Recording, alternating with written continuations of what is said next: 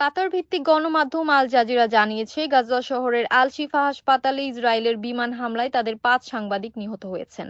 হামলার সময় তারা হাসপাতালের মূল গেটের কাছে সাংবাদিকদের জন্য তৈরি করা একটি তাঁবুতে অবস্থান করছিলেন।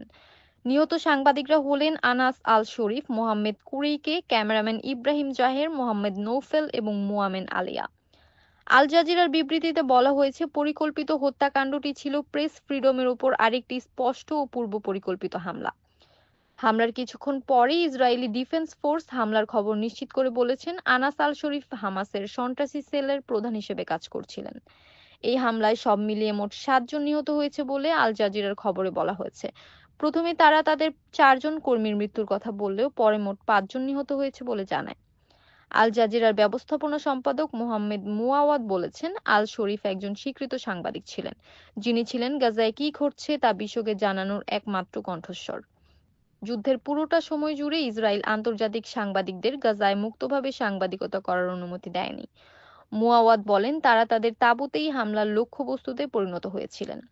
তারা রণাঙ্গন থেকে কাভার করছিলেন না। বাস্তবতা হলো, ইসরায়েলি সরকার গাজার ভেতর থেকে যে কোনো চ্যানেলের সংবাদ পরিবেশন বন্ধ করে দিতে চায়। এটা এমন কিছু যা আমি আধুনিক ইতিহাসে এর আগে দেখিনি।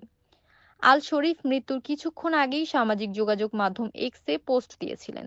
তাতে তিনি গাজা শহরের মধ্যে ইসরায়েলের ব্যাপক বোমাবর্ষণের বিষয়ে সতর্ক করেছিলেন।